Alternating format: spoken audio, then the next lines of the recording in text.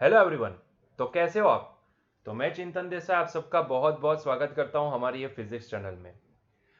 तो बच्चों, आज हम देखने वाले हैं वर्क। भाई, ये वर्क क्या होता है? अगर आसान भाषा में बोलूं तो भाई, किसी ने कुछ कार्य किया, इसका मतलब क्या होता है? और उससे बड़ा सवाल यह आता है कि भाई, कौन कार्य करता है, कौन वर्क करता है ना? तो ये भी बहुत ही इंपॉर्टेंट सवाल आ जाता है। खैर, फिजिक्स की बात करें और उसमें भी आपकी एनसीईआरटी की किताब की बात करें तो उसमें वर्क कुछ ऐसे डिफाइन है। वर्क की डेफिनेशन क्या है, यहां पे हमने लिखी है। एनसीईआरटी में वर्क की डेफिनेशन ये दी गई है कि the work done by the force. पहले तो ये नोट डाउन करो, work done by the force.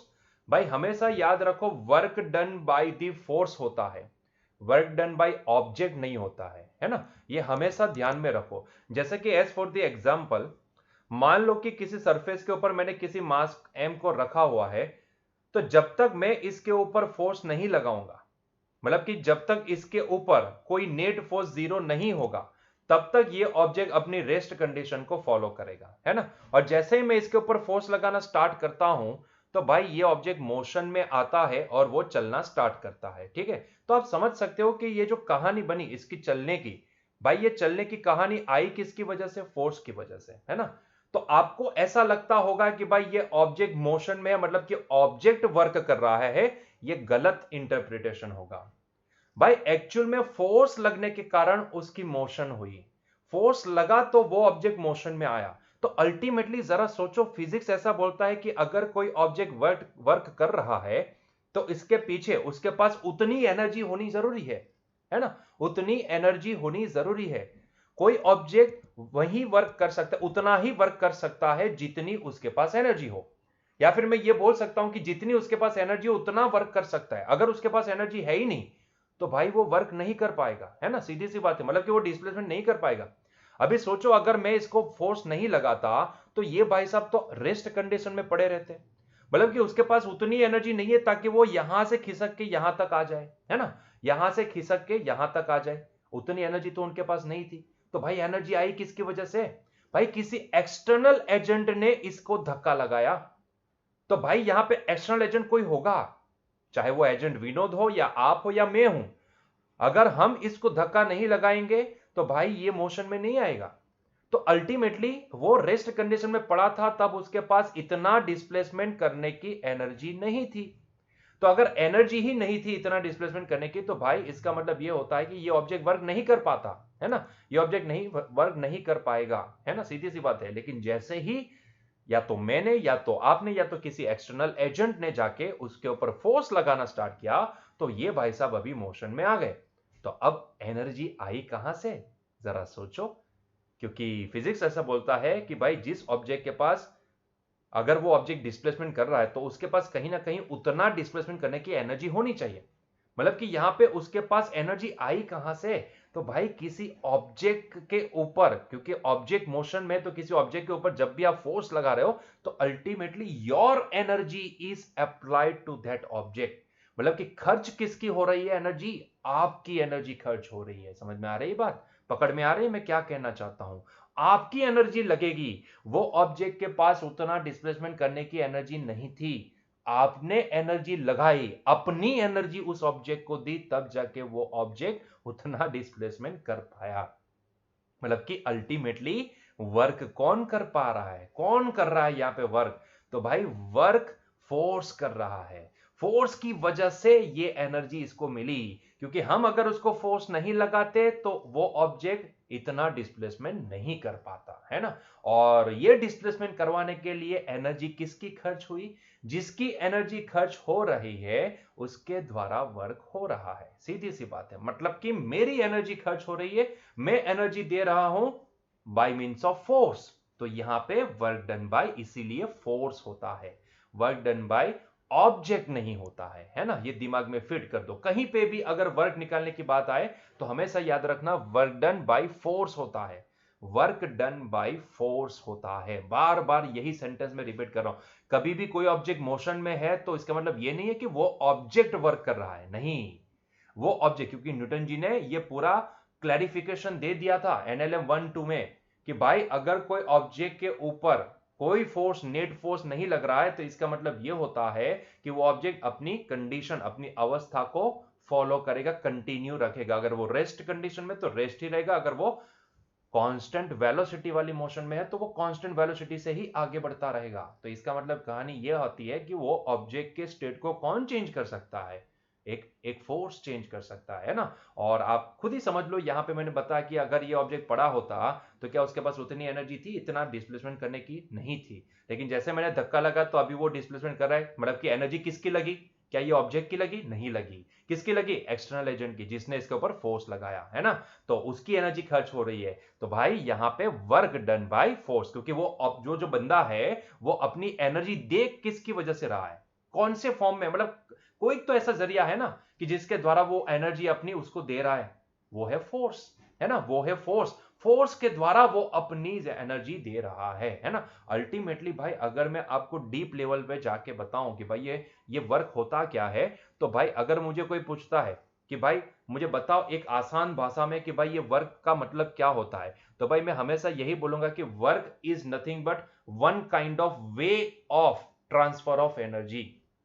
ये एक जरिया है एनर्जी को ट्रांसफर करने का, दैट्स इट।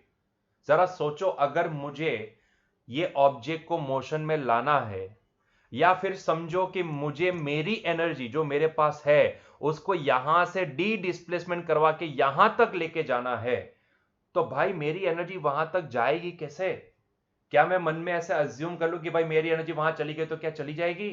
नहीं चली जाएगी, नहीं जाएगी, वो नहीं जा पाएगी। मतलब कि मुझे कोई एक ऐसा जरिया चाहिए कि जिसके द्वारा मैं मेरी एनर्जी वहां तक ले जाऊं। तो ये किसके द्वारा हो सकता है? बाय वर्क हो सकता है। तो वर्क क्या होता है?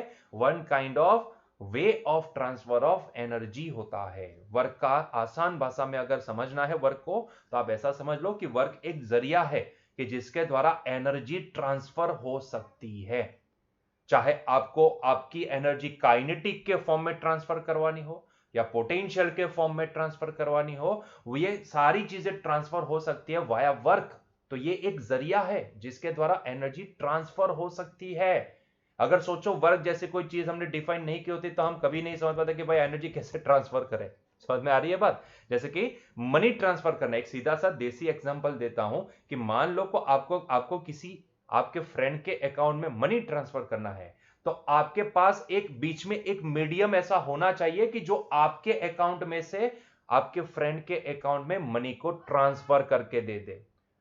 चाहे वो फिर पेटीएम द्वारा यूपीआई ट्रांजैक्शन करो, चाहे डायरेक्टली ऑनलाइन बैंकिंग के द्वारा ट्रांसफर, कोई भी हो, वो कोई भी हो, वो एक जरिया होना बहुत ही जरूरी है। मतलब कि मैं मन में ऐसा अज्यूम कर लूं कि भाई मेरे फ्रेंड के अकाउंट में 10,000 चले जाए और वो अपने आप चले जाते, तो जरा सोचो, मैं तो हमेशा यही सोचता कि भाई मुकेश अंबानी के अकाउंट में से मेरे अकाउंट में 1 लाख रुपया आ जाए। हर रोज यही सोचता रहता, तो भाई वो आते ही जाते, आते ही जाते, आते ही जाते। ऐसा होता है क्या? कभी नहीं होता है ना। तो यहाँ पे एक जरिया होना बहुत ही जरूरी है। Money is one kind of energy. बिना मनी के यहाँ पे काम नहीं चल सकता है भाई। ये अर्थ के ऊपर आए हो तो बिना मनी के काम नहीं चलेगा।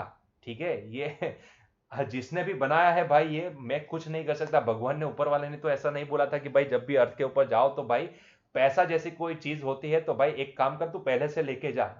ठीक है, ऐसा उन्होंने नहीं बोला था, लेकिन हमने बना दिया। हमने पैसा बना दिया, तो अभी पैसे के पीछे सब लगे पड़े हैं। देखो, जिंदगी जीने की वजह छोड़ के, जिंदगी जीना है उसको छोड़ के भाई पैसे के पीछे लगे पड़े हैं सब लोग, है ना। जिंदगी जीना तो साइड पे रह चुका है। खैर, उसकी बात नहीं करेंगे, हम फिलोसॉफी का तो लेक्चर नहीं ले रहे। लेकिन हम इतना समझ लेते हैं कि भाई हाँ, मनी एक एनर्जी है। ठीक है, तो ये सीधा सा एग्जांपल है कि हमें एक जरिया चाहिए। अगर मुझे किसी एक अकाउंट से दूसरे अकाउंट में मनी को ट्रांसफर करना है, तो आई वॉन्ट सम मीडियम। एक ऐसा मीडियम चाहिए, एक ऐसा जरिया चाहिए कि जिसके द्वारा मैं ये एनर्जी ट्रांसफर कर सकता हूं। ठीक है, तो यहां पे यही है, वर्क भी यही होता है जिसके द्वारा आप अपनी एनर्जी को ट्रांसफर कर रहे हो। जैसे कि ऊपर वाले ने हमारे सामने बहुत सारे वेजिटेबल्स बनाए, हमारे लिए बहुत सारे फ्रूट्स बनाए, तो अल्टीमेटली उसके अंदर एनर्जी है। ठीक है, जो मेरे शरीर को चाहिए, तो मेरे शरीर को जो एनर्जी चाहिए वो उनके अंदर है। तो वो जो फ्रूट होते हैं ना, वो एक जरिया होते हैं। कि वो एनर्जी हमारे तक पहुंचे ताकि हम उसको खाएं, तो वो जो एनर्जी इसके अंदर स्टोर है वो हमारी एनर्जी के फॉर्म में कन्वर्ट हो जाए। तो अल्टीमेटली हर एक जगह पे देखो कि जहां जहां पे आपको ये एनर्जी का ट्रांसफर दिखेगा, वहां वहां पे कोई एक जरिया भी नजर आएगा कि जिसके द्वारा ये ट्रांसफर हो रहा है। जैसे कि मैं मेरी खुद की, अगर मैं इसको पुश कर रहा हूं, मैं इसको धक्का लगा रहा हूं, ध्यान से सुनना, मैं इसको अगर धक्का लगा रहा हूं तो कहीं ना कहीं मैं मेरे अंदर की एनर्जी को काइनेटिक एनर्जी में कन्वर्ट कर रहा हूं।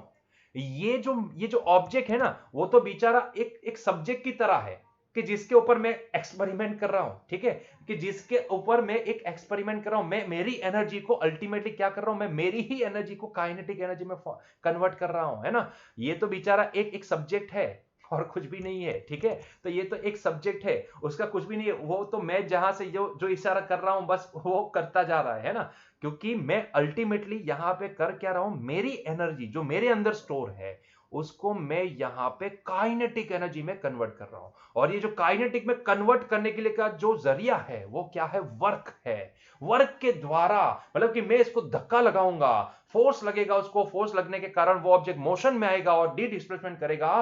तो मेरे द्वारा जो भी वर्क हुआ है वो मुझे मेरी एनर्जी को काइनेटिक एनर्जी में कन्वर्ट करके देगा। समझ में आई बात, पकड़ में आई कि ये वर्क होता क्या है, ठीक है। खैर इतना डीप में कभी नहीं जाएंगे अभी। हाँ ठीक है, अभी चले गए, लेकिन ये समझ लो कि यार ये वर्क होता क्या है। कभी ऐसा क्वेश्चन होने चाहिए कि भाई ये वर्क होता क्या है। मतलब कि हम फॉर्मूला तो रट्टा मार लेते हैं, फॉर्मूला तो पता है F into D, F vector dot product with D vector, सारी चीजें पता है, लेकिन एक्चुअल में वो है क्या, वो है क्या, वो किसी को नहीं पता होता है, ठीक है। सर वो उसका काम ही क्या होता है, हमें तो सिर्फ न्यूमेरिकल सॉल्व करना है, ठीक है। चलिए कोई बात नहीं। आई होप सो कि आपको समझ में आ गया वर्क एक जरिया होता है और इसीलिए वर्क डन बाय फोर्स होता है। क्योंकि अल्टीमेटली होता क्या है कि ये तो एक सब्जेक्ट होता है, मैं खुद ही मेरी एनर्जी को किसी अलग फॉर्म में ट्रांसफर करने की कोशिश करता हूं, है ना। मैं अलग फॉर्म में ट्रांसफर करने की कोशिश करता हूं। तो भाई जैसे कि एज फॉर द एग्जांपल, अपने दो हाथ को ऐसे रगड़ो, रगड़ोगे तो आपको हीट का, मतलब कि गर्मी का एहसास होगा। क्यों होता है, क्योंकि आप कुछ वर्क कर रहे हो, आप अपने ही अंदर स्टोर एनर्जी से वही एनर्जी को हीट के फॉर्म में रिलीज कर रहे हो, है ना। तो आपकी ही एनर्जी वाया दिस वर्क, ये जो हो रहा है ना, वाया दिस वर्क, वो हीट के फॉर्म में कन्वर्ट हो रही है। तो ultimately work done is one kind of way of transfer of energy. एक फॉर्म में से दूसरे फॉर्म में एनर्जी को ट्रांसफर करने के लिए हमें वर्क का इस्तेमाल करना पड़ता है। मतलब कि वो एक जरिया होता है एनर्जी को ट्रांसफर करने का, ठीक है। तो ये एक्चुअल में होता है वर्क।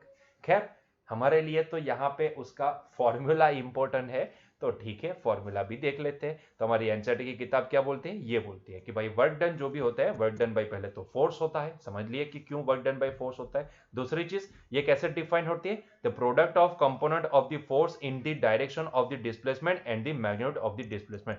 मतलब कि जिस डायरेक्शन में डिस्प्लेसमेंट हो रहा है उस डिस्प्लेसमेंट के मैग्नीट्यूड को, अगर आप जिस डायरेक्शन में डिस्प्लेसमेंट है उस डायरेक्शन के फोर्स के कंपोनेंट को मल्टीप्लाई कर देते हो, तो जो वैल्यू आपको मिलती है वो होती है वर्क की वैल्यू। मतलब कि वो होता है work done by that particular force, ठीक है। ये बहुत ही जरूरी होता है, product of component of the force in the direction, it is the product of component of the force. मतलब कि जिस डायरेक्शन में डिस्प्लेसमेंट है उस डायरेक्शन के फोर्स का कंपोनेंट को आपको मल्टीप्लाई करना है उस डिस्प्लेसमेंट के साथ, है ना। तब जाके आपको वो कंपोनेंट के द्वारा होने वाला वर्क मिलेगा, ठीक है। ये सीधी सी बात है, ठीक है। इसीलिए शायद आपकी एनसीईआरटी की किताब में ये एंगल पे दिया गया है ताकि वो समझा पाए कि भाई कई बार ऐसे भी सिचुएशन है, हर बार आपको फोर्स मतलब कि यही डायरेक्शन में लगता है जिस डायरेक्शन में यहाँ पे डिस्प्लेसमेंट हो रहा है, ये जरूरी नहीं है। कई बार ये फोर्स एंगल पे भी आता है। तो ऐसे केस में आप कैसे वर्क निकालोगे, तो ऐसे केस में वर्क निकालना बहुत ही सिंपल होता है। जस्ट आपको क्या करना है, जो एंगल पे फोर्स दिया गया है उसको पहले तो रिजोल्व करो, क्योंकि वो एक वेक्टर क्वांटिटी है एंड जब भी वेक्टर एंगल पे आता है तो उसके दो कंपोनेंट मिलते हैं, है ना। तो मैं पहले तो इसको रिजोल्व करूंगा, ये रहा इसका एक्स कंपोनेंट और उसी तरीके से ये रहा इसका वाई कंपोनेंट, ठीक है। ये रहा इसका एक्स कंपोनेंट, ये रहा इसका वाई कंपोनेंट। रेड कलर जो भी है वो उसका वाई कंपोनेंट है, ठीक है। और वो वाई कंपोनेंट क्या होगा मुझे बताने की जरूरत नहीं है, सामने वाली बाजू मतलब कि एफ साइन थीटा होगा, ठीक है। उसी तरीके से अगर मैं यहां पे एक्स कंपोनेंट लिखूं तो एक्स कंपोनेंट में क्या लिख सकता हूं, तो ये होगा F cos थीटा, है ना। तो यहां पे क्योंकि मुझे वर्क निकालना है, तो work done is nothing but equal to product of component of the force in the direction of the displacement and the magnitude of this displacement. मतलब कि वर्क कुछ ऐसे डिफाइन होता है, वर्क को फाइंड आउट करने के लिए ये वाले केस में मुझे ये फोर्स का डिस्प्लेसमेंट की डायरेक्शन का कंपोनेंट को मुझे डिस्प्लेसमेंट के साथ मल्टीप्लाई करना पड़ेगा। तो डिस्प्लेसमेंट की डायरेक्शन का कंपोनेंट कौन सा है, F cos थीटा, और डिस्प्लेसमेंट ये रहा, है ना। मान लो कि ये डायरेक्शन में जो फोर्स लग रहा है उसकी वजह से डिस्प्लेसमेंट हो रहा है ये डायरेक्शन में, ठीक है, मोशन हो रही है उसकी पॉजिटिव एक्स डायरेक्शन में। तो ऐसे केस में वर्क कुछ डिफाइन होगा, work done is nothing but equal to displacement की डायरेक्शन का कंपोनेंट मतलब कि F cos theta multiply by D, ठीक है। तो ये हो गया उसका फॉर्मूला, सिंपल सा फॉर्मूला है। मैंने समझा कि वर्क होता क्या है, वर्क डन होता क्या है, ठीक है। लेकिन अगर आप फॉर्मूला देखो तो फॉर्मूला कुछ ये बनेगा, ठीक है। अभी यहां पे हम क्या करते हैं, क्योंकि ऑलरेडी यहां पे हमने कंपोनेंट लिया है, क्योंकि ये फोर्स एंगल पे दिया गया था, जरूरी नहीं कि एवरी टाइम आपको ये एंगल पे दिया जाए। तो अल्टीमेटली अगर मैं इसको थोड़ा सा एडजस्ट करता हूं तो मैं इसको लिखता हूं F into D into cos theta. मतलब कि मैं ये बोल सकता हूं कि it is nothing but F vector dot product with D vector, ठीक है। तो अल्टीमेटली ये वर्क होता क्या है, work is nothing but the dot product of force and displacement, ठीक है। क्यों डॉट प्रोडक्ट यहां पे आया, इसके पीछे की वजह ये है, डॉट प्रोडक्ट आने की रीजन ये है, डॉट प्रोडक्ट आने का रीजन ये है कि भाई ये जो वर्क है ना वो स्केलर क्वांटिटी है, वर्क कभी भी वेक्टर नहीं हो सकता है, ठीक है। आप कभी ऐसा नहीं बोलते हो कि भाई मैंने इसके ऊपर फोर्स लगाया तो मैंने उसके ऊपर इतना जूल ये डायरेक्शन में वर्क किया। डायरेक्शन यहां पे मैंडेटरी नहीं होती है, डायरेक्शन मैंडेटरी नहीं होती है ना। तो यहां से हमें एक बहुत बड़ा पॉइंट मिल गया कि भाई ये जो वर्क होता है वो स्केलर क्वांटिटी होता है ना। तो work is scalar quantity, work is scalar quantity.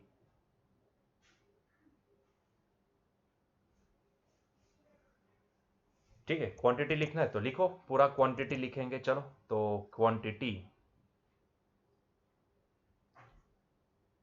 ठीक है। तो वर्क होता क्या है, work is nothing but the force vector dot product with D vector, ठीक है। तो फॉर्मूला के हिसाब से देखें तो ये है force vector dot product with D vector, है ना।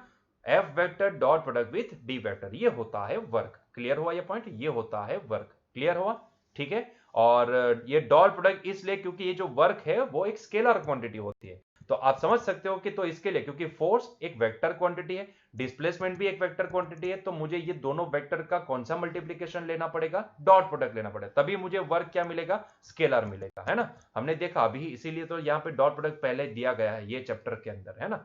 तो इसके पीछे की वजह यही है कि आपको पहले स्केलर प्रोडक्ट पता होना चाहिए, ठीक है। खैर हमें तो पता है। अच्छा, इसका यूनिट क्या निकलेगा भाई, इसका यूनिट बहुत ही सिंपल तरीके से आप निकाल सकते हो। इसका यूनिट क्या निकलेगा, तो unit of work is joule,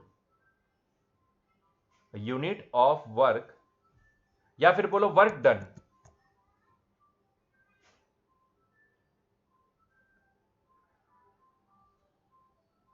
is joule, ठीक है। यूनिट ऑफ वर्क या फिर unit of work done is joule, ठीक है। तो आप ये वर्क को जूल में मेजर कर सकते हो, ठीक है। आई एम सॉरी, थोड़ा बहुत डिस्टर्बेंस रहेगा, बाहर की आवाज आ रही है थोड़ी बहुत, ठीक है। I am sorry for that. चलिए, तो unit of work done is joule, ठीक है, ये हमने पता कर लिया। अच्छा, जरा सोचो कि इसी इसका मतलब यही होता है कि क्या हम सिर्फ हम एक्स डायरेक्शन में ही निकाल सकते हैं, नहीं, जरूरी नहीं होता है। वर्क सिर्फ हम एक्स डायरेक्शन में ही निकाल सके ये जरूरी नहीं होता है, ठीक है। जरा ध्यान से समझो, मान लो कि मुझे एक ऑब्जेक्ट यहां पे दिया गया है जो किसी ग्राउंड से किसी पर्टिकुलर हाइट के ऊपर है, और मैं यहां से इसको नीचे ग्राउंड के ऊपर छोड़ता हूं। तो ऐसे केस में हमें पता है कि भाई इसको ग्रेविटेशनल फोर्स नीचे की डायरेक्शन में लेके जाएगा, है ना। तो जरा सोचो, अगर मैं यहां पे ये वाले केस में अगर मैं आपको पूछूं कि वर्क डन बाय ये ग्रेविटेशनल फोर्स कितना होगा, तो work done by gravitational force होगा बच्चों, क्या फॉर्मूला है, force vector dot product with D displacement vector, है ना। जरा एक सेकंड, एक सेकंड हम आते हैं, एक सेकंड, हाँ एक सेकंड।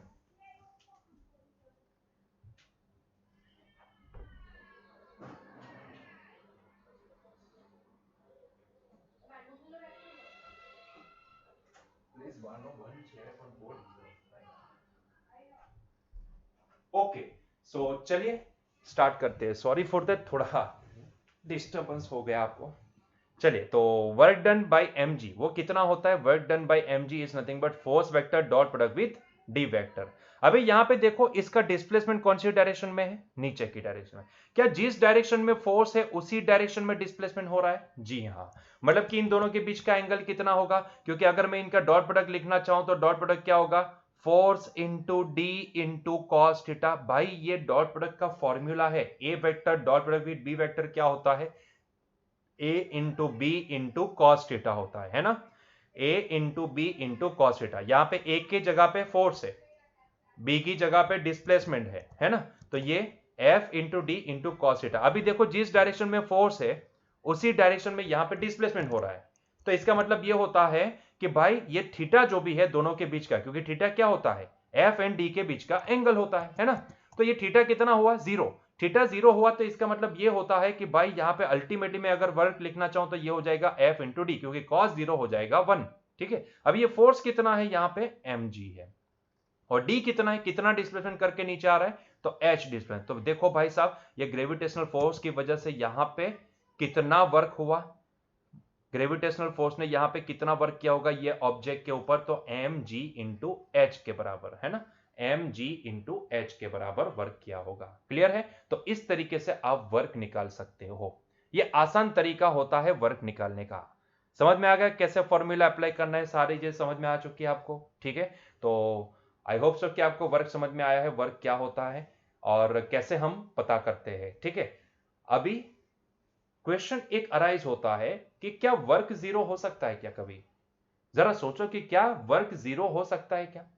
तो आंसर है जी हां, वर्क जीरो हो सकता है। मान लो बच्चों कि एक ऐसी सिचुएशन कि जिसके अंदर मान लो कि मैंने फोर्स लगाया, मान लो मैंने फोर्स लगाया, ठीक है, मान लो मैंने ये डायरेक्शन में इसके ऊपर फोर्स लगाया, लेकिन ये फोर्स लगाने के बाद भी वो ऑब्जेक्ट वहीं का वहीं है, मतलब कि वो डिस्प्लेसमेंट कर ही नहीं रहा है। ठीक है, मैंने फोर्स तो लगा दिया, जैसे कि एक हाथी पड़ा था, हाथी के ऊपर मैंने धक्का लगाया, लेकिन भाई हाथी के ऊपर कोई असर नहीं हुआ। ठीक है, मैंने जितना फोर्स लगाना था, मैं जितना लगा सका था उतना मैंने फोर्स तो लगा दिया, लेकिन भाई साहब ये भाई साहब ना तो हिले ना तो डुले, मतलब वहीं के वहीं रहे। मतलब कि इनके द्वारा होने वाला डिस्प्लेसमेंट ये केस में जीरो है। मैंने फोर्स तो लगाया, मैंने फोर्स नहीं लगाया ऐसा नहीं है, मैं फोर्स तो लगा रहा हूं, लेकिन फिर भी उसका डिस्प्लेसमेंट नहीं हो रहा है। तो जरा सोचो, क्या ये केस में वर्क जीरो हो सकता है? जरा सोचो, सोच के मुझे बताओ। फॉर्मूला क्या है वर्क डन का? Work done by this force. कौन सा फोर्स? ये लिखना बहुत ही जरूरी है। अब किसके द्वारा होने वाला वर्क निकाल रहे हो, ये बहुत ही इंपॉर्टेंट होता है, क्योंकि आपको पता होना चाहिए कि किसी एक बॉडी के ऊपर बहुत सारे फोर्स लग रहे होते हैं। कोई एक फोर्स नहीं लग रहा होता है, बहुत सारे फोर्स। देखो mg लगता है, सरफेस ने ऊपर लगाया होता है, नॉर्मल लगता है, उसके अलावा मान लो कि आप फोर्स लगा रहे हो तो वो फोर्स लगता है, उसके अलावा अगर आप फोर्स लगा रहे हो वो सरफेस स्मूथ नहीं है तो ऐसे केस में फ्रिक्शन भी लग रहा है। तो कितने सारे फोर्स लग रहे हैं। तो यहां पे कौन से फोर्स की वजह से वर्क लेना होता है? भाई आप चाहो तो हर एक फोर्स की वजह से वर्क निकाल सकते हो, लेकिन आपको पता होना चाहिए कि जब आप किसी पर्टिकुलर फोर्स की वजह से यहां पे आप वर्क निकाल रहे हो तो उसके लिए डिस्प्लेसमेंट कितना हो रहा है। ठीक है, क्या उसकी डायरेक्शन में हो रहा है कि नहीं हो रहा है, वो सारी चीजें आपको पता होनी जरूरी है। समझाऊंगा समझाऊंगा वो सारी चीजें समझाऊंगा, डोंट वरी अबाउट इट। ठीक है, इसका ये पहला केस है। यहां पे देखो, वर्क डन का फॉर्मूला लगाते हैं तो work done is equals to, यहां पे टू बी स्पेसिफिक अगर मैं बात करूं तो मैं कौन से फोर्स की बात कर रहा हूं? ये वाले फोर्स की। Work done due to this force की बात कर रहा हूं, तो work done due to this force, work done due to the, ये मैंने जो लगाया वो force is nothing but equal to क्या होगा? F into D into cos theta होगा। अरे भैया थीटा की बात छोड़ो, यहां पे पहले ये डी के ऊपर फोकस करो। क्या मेरे फोर्स लगाने के बाद क्या ये ऑब्जेक्ट का डिस्प्लेसमेंट आपको दिखा? नहीं दिखा, वो ऑब्जेक्ट ऊहे का ऊहे है। मतलब की बात खत्म हो गई, यहां पे फोर्स तो लग रहा है लेकिन डिस्प्लेसमेंट जीरो है। थीटा तो ढूंढने ही नहीं गए भाई, उसकी जरूरत ही नहीं पड़ी, क्योंकि डिस्प्लेसमेंट जीरो हो गया, इसकी वजह से यहां पे वर्क डन जीरो हो गया, है ना? मतलब कि work done due to this force कितना दिखा मुझे? 0 जूल दिखा, है ना? क्लियर है पॉइंट? ठीक है, चलो। तो ये एक पॉइंट है, वर्क कब जीरो हो सकता है, तो उसका एक पहला पॉइंट दैट इज डिस्प्लेसमेंट अगर जीरो है तो ऐसे केस में वर्क जीरो हो सकता है। क्या ऐसा कोई और सिचुएशन हो सकती है? ये पहली सिचुएशन थी जिसमें वर्क जीरो हो सकता है, ठीक है। क्या ऐसी कोई और सिचुएशन आ सकती है कि जिसमें हम वर्क जीरो हो सकता है, हम ऐसा सोच सकते हैं? तो जी हाँ, मान लो किसी ऑब्जेक्ट के ऊपर कोई फोर्स ही नहीं लग रहा है। मान लो किसी ऑब्जेक्ट के ऊपर कोई फोर्स ही नहीं, देखो वर्क जीरो होने के लिए वर्क किसके ऊपर डिपेंडेंट होता है ना, वो देख लो। जैसे कि यहां पे मैं देखूंगा तो वर्क का फॉर्मूला क्या आया, एफ डी कॉस थीटा, है ना। आप यहीं पे देख लो, एफ डी कॉस थीटा। तो यहां पे वर्क एफ के ऊपर भी डिपेंड करता है, डिस्प्लेसमेंट के ऊपर भी डिपेंड करता है, साथ में थीटा के ऊपर भी। मैं कॉस थीटा नहीं बोलूंगा, मैं सिर्फ थीटा बोलूंगा। एंगल के ऊपर भी डिपेंड करता है, क्योंकि एंगल चेंज होगा तो कॉस की वैल्यू अपने आप चेंज हो जाएगी। तो डिपेंडेंसी तीन चीजों के ऊपर जाती है, एफ के ऊपर, डी के ऊपर एंड थीटा के ऊपर, ठीक है। तो अभी ये तीनों में से, अगर ये तीनों में से कोई भी एक कंपोनेंट अगर ये वर्क को जीरो कर सकता है तो भाई उस टाइम पे वो वर्क जीरो होगा। और हमने देख भी लिया कि अगर मान लो फोर्स लगाने के बाद भी वो ऑब्जेक्ट ना तो हिलेगा ना तो डुलेगा, मतलब कि वो डिस्प्लेसमेंट नहीं करेगा, तो ऐसे केस में work done by that particular force zero है ना। सीधी सी बात है। क्या फोर्स जीरो होने के कारण वर्क जीरो हो सकता है? तो जी हां, फोर्स जीरो होने के कारण भी वर्क जीरो हो सकता है। एज फॉर द एग्जाम्पल, यहीं पे देख लो, ध्यान से देखना, यहीं पे देखना और ध्यान से देखना भाई। यहां पे अगर मैं आपको बोलूं कि भाई मैंने ये ऑब्जेक्ट के ऊपर कोई फोर्स नहीं लगाया है, एक्सटर्नली कोई फोर्स नहीं लगाया है, लेकिन इसका मतलब ये नहीं होता कि ये ऑब्जेक्ट के ऊपर कोई भी फोर्स नहीं लग रहा है। भाई फोर्स तो लग रहा है, इसको एक फोर्स नीचे की डायरेक्शन में लगेगा and that is the mg। ये कौन सा फोर्स होगा? mg, है ना। तो यही सरफेस उसको एक नॉर्मल भी लगाएगी, है ना। यही सरफेस इसको एक नॉर्मल लगे और वो नॉर्मल लगेगा कुछ परपेंडिकुलर डायरेक्शन में, ठीक है। ये नॉर्मल लगेगा कुछ परपेंडिकुलर डायरेक्शन में, ठीक है। तो ये लगा अरे रे क्या हो रहा है, हाँ, तो ये नॉर्मल लगा परपेंडिकुलर डायरेक्शन में। क्लियर है ये पॉइंट? ठीक है, चलो। तो भाई इसके पास क्योंकि अपना खुद का कुछ मास है, तो मास की वजह से भाई उसको mg नीचे की डायरेक्शन में लग रहा है। हमने देखा कि भाई mg जो लग रहा है उसको नीचे की डायरेक्शन में लग रहा है ना। और यहां पे नॉर्मल देखो, नॉर्मल लग रहा है ऊपर की डायरेक्शन में। क्या आपको दिख रहा है कि भाई यहां पे ये ऑब्जेक्ट के ऊपर नेट फोर्स कोई एक्स डायरेक्शन में क्या कोई फोर्स लग रहा है? पहले तो ये बताओ, नहीं लग रहे। जो भी फोर्स लग रहे हैं वो सिर्फ वाई डायरेक्शन में लग रहे हैं, है ना। और उसमें भी हमने देखा कि भाई यहां पे net force in X direction तो है ही नहीं, तो net force in X direction zero है।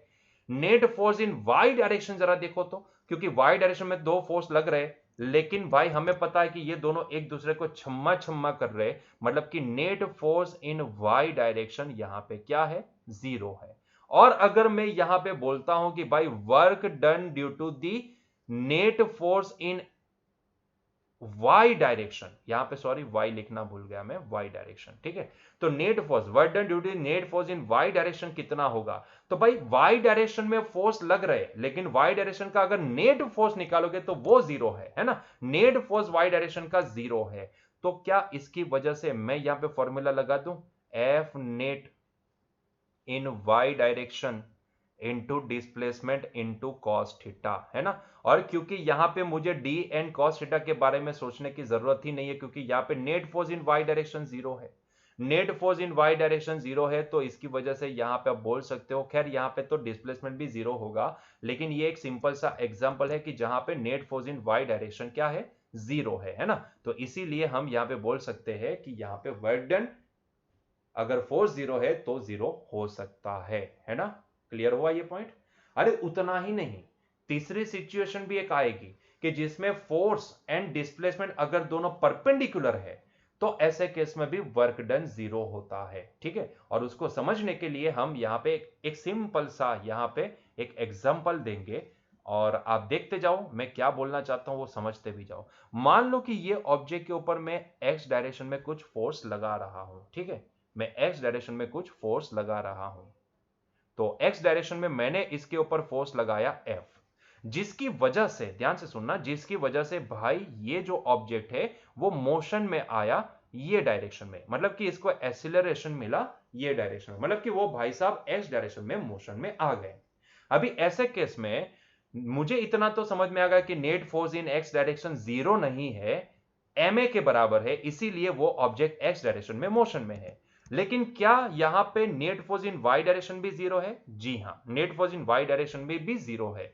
क्या यहां पे उसको वाई डायरेक्शन में दो फोर्स लग रहे, सॉरी, दो फोर्स लग रहे हैं, जी हाँ, उसको वाई डायरेक्शन में दो फोर्स लग रहे हैं, है ना, एक नीचे की ओर और एक ऊपर की ओर। नीचे की ओर उसको कौन सा फोर्स लगेगा, तो mg लगेगा, है ना, ग्रेविटेशनल फोर्स mg लगेगा। नीचे की डायरेक्शन में उसको लगेगा mg, और ऊपर की डायरेक्शन में कौन सा फोर्स लगेगा, तो भाई ऊपर की डायरेक्शन में उसको नॉर्मल फोर्स लगेगा, है ना, जो सरफेस ने लगाया होगा। तो जरा ध्यान से सुनिएगा, जरा ध्यान से देखिएगा और मुझे बताइएगा, जो मैं कहना चाहता हूं वो आपको समझ में आ जाएगा। डोंट वरी अबाउट इट, ठीक है। तो ये लगा नॉर्मल, और इसको mg लगेगा नीचे की डायरेक्शन में, ठीक है। तो mg लग रहा है इसको नीचे की डायरेक्शन में, और नॉर्मल लग रहा है उसको ऊपर की डायरेक्शन में, ठीक है। और इसका डिस्प्लेसमेंट कौन सी डायरेक्शन में हो रहा है, भाई डिस्प्लेसमेंट हो रहा है ये डायरेक्शन में, ठीक है। मान लो उसने डी जितना डिस्प्लेसमेंट कर लिया, उसने डी जितना डिस्प्लेसमेंट कर लिया, ठीक है। तो जरा सोच के मुझे बताओ, अगर मैं आपको पूछूं यहां पे कि भाई work done due to the normal force कितना होगा, मैंने क्या बोला, भाई एक ऑब्जेक्ट के ऊपर जरूरी नहीं कि एक ही फोर्स लग रहा है, बहुत सारे फोर्स लगते होंगे। तो हर एक फोर्स की वजह से आप चाहो तो वर्क डन निकाल सकते हो, आप चाहो तो वर्क डन निकाल सकते हो, है ना। Ideally work done, non zero work done लेना है तो ऐसे केस में आपको क्या करना है, या तो जिस डायरेक्शन में डिस्प्लेसमेंट हो रहा है उसी डायरेक्शन में आप फोर्स जो भी लग रहा है उसके कंपोनेंट को लो, या फिर उसके अपोजिट डायरेक्शन वाले कंपोनेंट को लो, ठीक है। तो ही आपको वर्क की कुछ वैल्यू मिलेगी, मतलब कि नॉन जीरो वर्क मिलेगा, या तो वो पॉजिटिव मिलेगा या तो नेगेटिव मिलेगा। लेकिन इसका मतलब ये नहीं होता कि बाकी जहां सारे जो भी फोर्स लग रहा है उसकी वजह से हम वर्क डन नहीं निकाल सकते। भाई वर्क डन तो निकाल सकते हैं, वो अलग बात होती है कि उनकी वजह से वर्क डन जीरो आता है, वो अलग बात है ना, लेकिन निकाल तो सकते हैं ना। तो मैंने आपको क्वेश्चन पूछा यहाँ पे कि work done due to the normal force कितना है। तो भाई साहब मुझे ये बताओ कि इसका डिस्प्लेसमेंट जो भी हो रहा है वो क्या नॉर्मल की वजह से हो रहा है, नहीं। क्या ये एफ की वजह से हो रहा है, जी हाँ, एफ की वजह से हो रहा है, नॉर्मल की वजह से थोड़ी ना हो रहा है। लेकिन फिर भी मुझे क्वेश्चन में पूछ रहा है कि भाई नॉर्मल की वजह से वर्क डन कितना होगा, तो भाई क्या करें, अभी कुछ भी नहीं भाई, तो लगाओ फॉर्मूला, नॉर्मल की वजह से वर्क डन कितना होगा, तो यहां पे हमें फॉर्मूला लगाना पड़ेगा।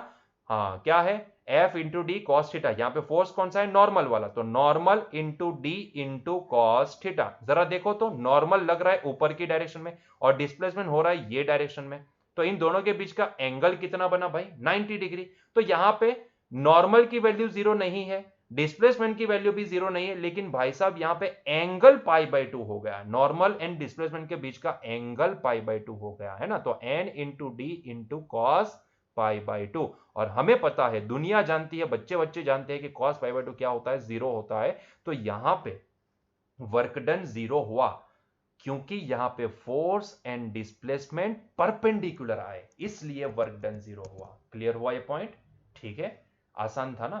अच्छा, इसी केस में अगर मैं पूछूं, ध्यान से सुनना, इसी केस में अगर मैं पूछूं कि work done due to the gravitational force कितना होगा, सोच के बताओ मुझे, work done due to the gravitational force कितना होगा। तो भाई लगाओ वही फोर्स का फॉर्मूला, सॉरी वर्क का formula, force into displacement into cos theta, है ना। तो ये लगाओ फॉर्मूला, तो फोर्स कितना है यहां पे, mg के बराबर है ना, mg के बराबर है, इंटू डिस्प्लेसमेंट यहां पे d के बराबर है। अच्छा देखो तो mg लग रहा है नीचे की डायरेक्शन में और डिस्प्लेसमेंट ये डायरेक्शन में, तो इन दोनों के बीच का एंगल कितना बना भाई, ये केस में भी देखो mg एंड d के बीच का एंगल 90 डिग्री है, मतलब कि ये भी हो जाएगा cos पाई बाय 2, और बच्चा बच्चा जानता है कि cos पाई बाय 2 क्या होता है, जीरो होता है, तो वर्क डन जीरो हुआ। तो क्या अभी आपको समझ में आया कि भाई वर्क कब जीरो हो सकता है, तो या तो डिस्प्लेसमेंट जीरो हो तब वर्क जीरो हो सकता है, या तो फोर्स खुद जीरो हो, मतलब कि नेट फोर्स जीरो हो, ठीक है, क्योंकि फोर्स जीरो होना है तो इसका मतलब है कि फोर्स लग ही नहीं रहा है, हम बोलेंगे नेट फोर्स जीरो हो, तो ऐसे केस में भी वर्क जीरो होगा, या फिर फोर्स एंड डिस्प्लेसमेंट दोनों एक दूसरे के परपेंडिकुलर हो, ठीक है। मतलब कि हम गलत इंटरप्रिटेशन निकाल लेते हैं कि यहां पे भाई नॉर्मल की वजह से कोई वर्क, भाई निकाल तो सकते हैं, वर्क क्यों नहीं निकाल सकते, वर्क तो निकाल सकते हैं, लेकिन वो वर्क जीरो आ रहा है। हाँ, ये बोलने के लिए हम यही बोलते हैं कि भाई ये नॉर्मल के द्वारा कोई वर्क नहीं हो रहा है, क्योंकि ये डिस्प्लेसमेंट जो भी है वो नॉर्मल की वजह से नहीं हो रहा है, ये एफ की वजह से हो रहा है ना। तो ये इंटरप्रिटेशन सही है, लेकिन आप बोल दो कि नॉर्मल की वजह से हम कोई वर्क ही नहीं निकाल पाते, भाई ये गलत है, ये गलत है। कोई ऑब्जेक्ट भाई एक्स डायरेक्शन में मोशन में है और हम बोले कि भाई नॉर्मल की वजह से मुझे कुछ वर्क निकालना है, तो आप ये कभी आंसर मत देना कि सर नॉर्मल की वजह से वर्क नहीं निकलेगा, नहीं, वर्क तो निकलेगा, वर्क जीरो होगा, वर्क तो निकाल सकते हैं, नहीं निकलता ये इंटरप्रिटेशन गलत है, निकाल सकते हैं लेकिन वो जीरो आएगा, क्योंकि जो फोर्स है नॉर्मल ऑन जो डिस्प्लेसमेंट हो रहा है एक्स डायरेक्शन में, दोनों के बीच का एंगल 90 होगा, है ना। तो भाई कोई केस ऐसा होता है कि जिसमें work done due to the gravitational force zero आता है, तो कोई केस ऐसा भी होता है कि जिसमें work done due to the gravitational force zero नहीं भी होता है ना। तो जरूरी नहीं कि every time work done due to the gravitational force हमेशा जीरो ही हो, ये भी गलत मत सोचना, है ना। ये भी इंटरप्रिटेशन दिमाग में फिट मत कर देना, ठीक है। वो सिचुएशन के ऊपर डिपेंड करता है, हर एक सिचुएशन को देखो, परखो और फिर उसका आंसर दो। क्लियर है ये पॉइंट, ठीक है। तो आई बात समझ में कि वर्क कब कब जीरो हो सकता है। अच्छा, क्या वर्क पॉजिटिव हो सकता है? जी हाँ, वर्क पॉजिटिव हो सकता है। क्या नेगेटिव हो सकता है? देखो हमने देखा जीरो हो सकता है, पॉसिबिलिटी तीन आती है। एक स्केलर के लिए या तो कोई स्केलर क्वांटिटी जीरो होती है, या तो पॉजिटिव होती है, या तो नेगेटिव होती है ना। तो हमारे पास तीन सिचुएशन आती है, उसमें से हमने पहली सिचुएशन डिस्कस कर ली कि वर्क कब जीरो होगा, वो तो हमने डिस्कस कर लिया। Now what about the positive और नेगेटिव? क्या वर्क पॉजिटिव हो सकता है? जी बिल्कुल हो सकता है। क्या वर्क नेगेटिव हो सकता है?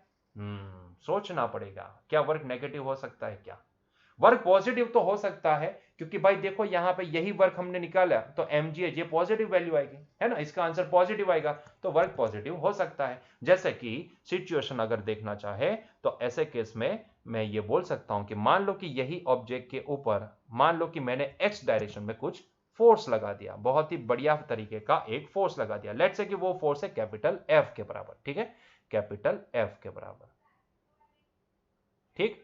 और ये फोर्स की वजह से ये ऑब्जेक्ट कुछ डिस्प्लेसमेंट कर रहा है ये डायरेक्शन में, ठीक है। तो उसने कुछ ये डायरेक्शन में कुछ डिस्प्लेसमेंट किया, मतलब कि थोड़े टाइम के बाद वो यहां कहीं पे पहुंचा होगा, ठीक है। और कितना डिस्प्लेसमेंट करके पहुंचा होगा? लेट से कि वो डी जितना डिस्प्लेसमेंट करके यहां पे पहुंचा होगा, ठीक है। तो ऐसी कोई सिचुएशन बन गई कि वो यहां पे पहुंचा है।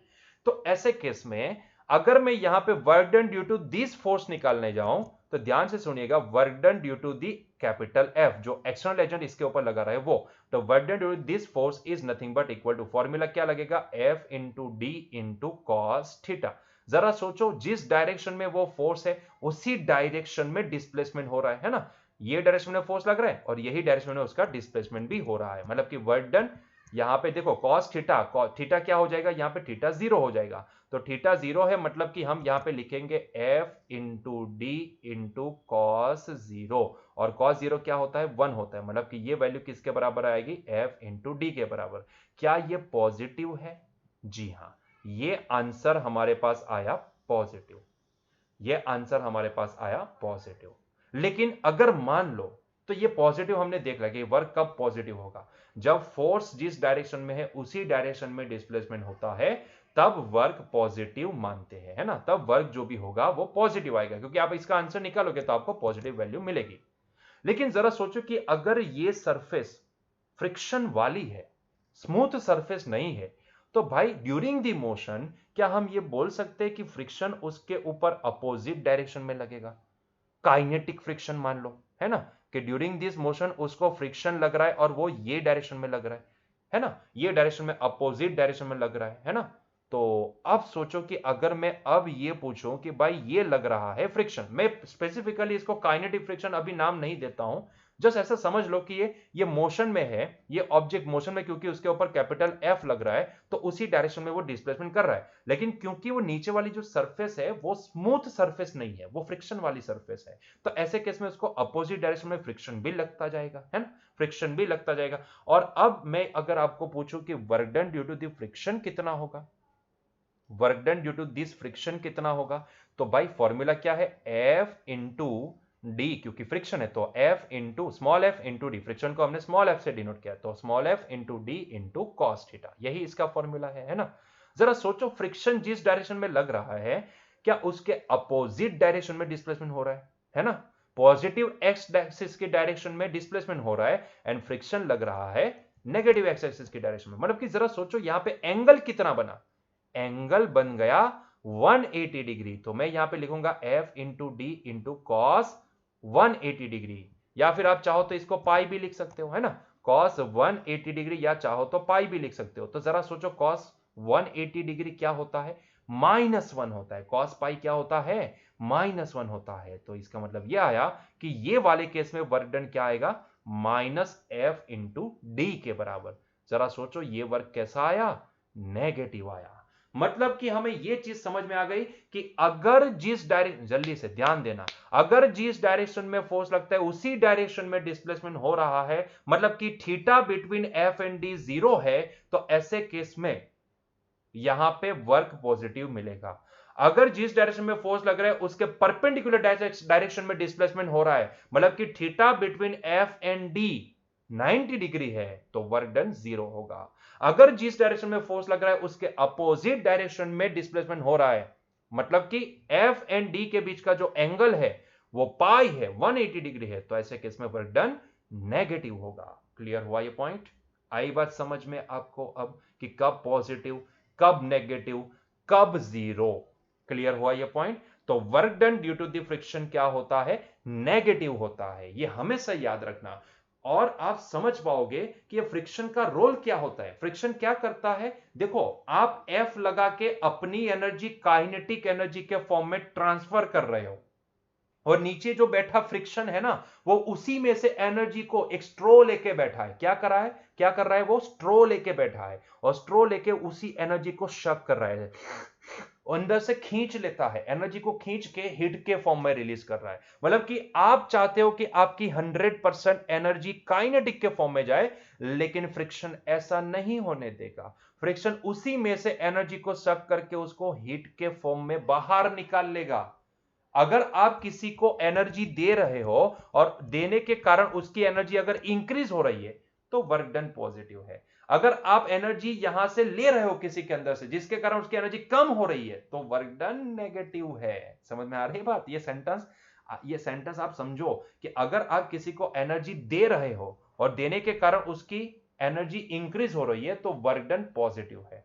अगर आप किसी सिस्टम में से एनर्जी को निकाल रहे हो और निकालने के कारण वहां पे उसकी एनर्जी कम हो रही है, तो ऐसे केस में वर्क डन नेगेटिव होगा, है ना? ये पॉइंट बहुत ही इंपॉर्टेंट है। आई बात समझ में? क्लियर हुआ ये वर्क डन? ठीक है, क्लियर? चलिए, तो इसके रिलेटेड क्वेश्चन भी देख लेते हैं क्या? चलो, example 6.3, a cyclist comes to a skidding stop in 10 meter. During this process, the force on the cycle due to the road is 200 Newton and is directly opposed to the motion. Then पहला question, how much work does the road do on the cycle? And दूसरा question, how much work does the cycle do on the road? मतलब कि यहाँ पे road के द्वारा cycle के ऊपर लगने वाला फोर्स वर्क डन कितना है, एंड यहाँ होने वाला वर्क डन कितना है, एंड यहाँ पे साइकिल के द्वारा रोड के ऊपर कितना वर्क हुआ, वो दोनों आपको निकालने को बोला है। मतलब कि एक साइकिलिस्ट है, वो साइकिलिस्ट जा रहा है और ये जो रोड है ना, उसके ऊपर अपोजिट डायरेक्शन में फोर्स लगा के उसको रोक रहा है ना? और वो कितना यहाँ पे फोर्स लगा रहा है? 2000 न्यूटन का, सॉरी 200 न्यूटन का फोर्स साइकिल के ऊपर लगा रहा है। मतलब कि जरा सोचो कि मान लो कि मैं यहाँ पे साइकिल को अज्यूम कर लेता हूं एक ऑब्जेक्ट की तरह, है ना? और तो ये रोड है हमारा, अज्यूम कर लो कि ये रोड है हमारा, और इसके ऊपर मान लो कि ये जो साइकिल है इसको मैं किसी ऑब्जेक्ट की तरह ट्रीट करवाऊं। ठीक है, तो एक ऑब्जेक्ट है, मान लो कि वो साइकिल साइकिल नहीं है, एक ऑब्जेक्ट है। अरे रे, अरे, चलो,